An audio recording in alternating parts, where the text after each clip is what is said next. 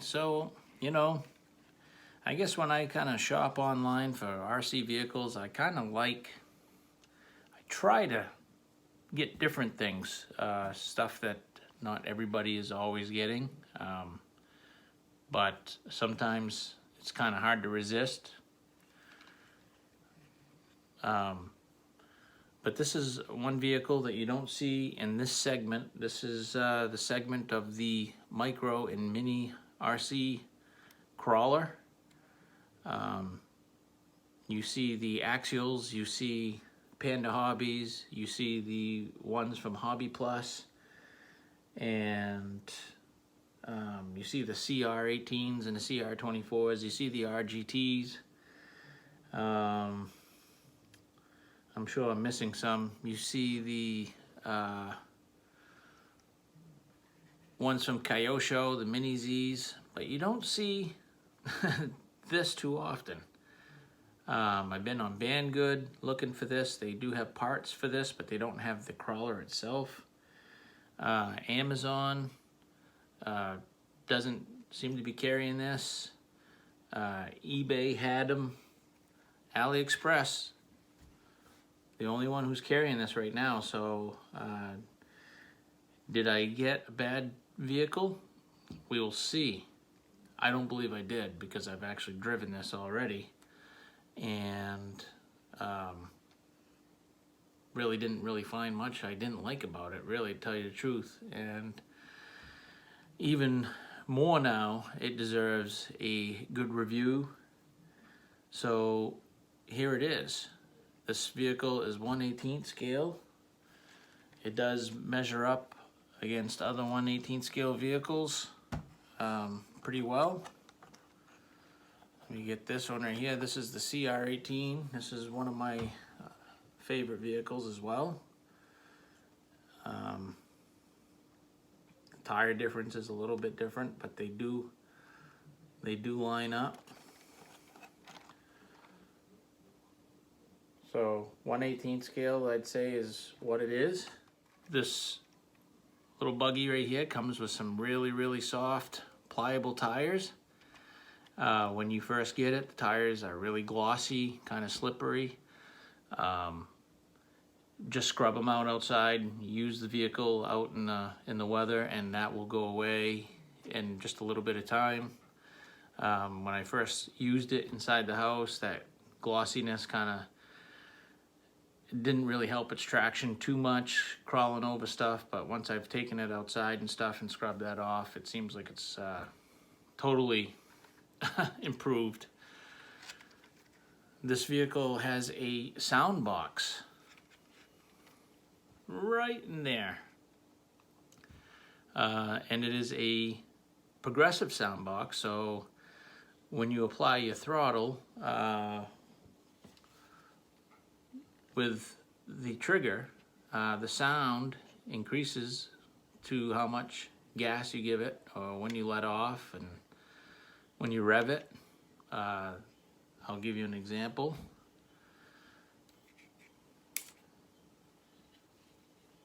And we will talk about the controller in just a few minutes.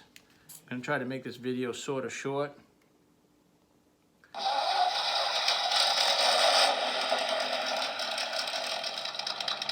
Okay, so you just press the trigger and it starts it.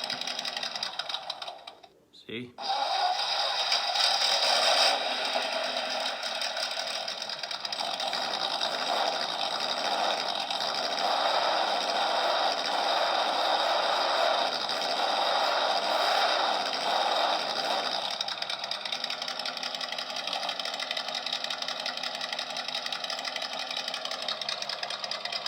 Yeah, we'll turn that off. So it comes with that awesome sound box by Really, and you can adjust the volume off the controller. It gets really loud. That was just about halfway, so it can get a lot louder. There's no problem picking out the sound. The cockpit has enough room if you want to put a little tiny action figure in there. You definitely can do that, or if you want to put a FPV camera, right in the front seat there behind the steering wheel. There's plenty of room, and you can have your first person experience. All these body panels, they're not held on. As you can see, there's no body clips anywhere on this vehicle. They're held on with little tiny micro screws. Those screws need to come off in order to get to your electronics underneath. So you take the panels off, then you take the cockpit out, and then you expose all your electronics. It does have friction shocks, but they're very, very smooth. They're not very, they're not clunky or crinky or whatever you want to call it. But there's plenty of articulation, front and back.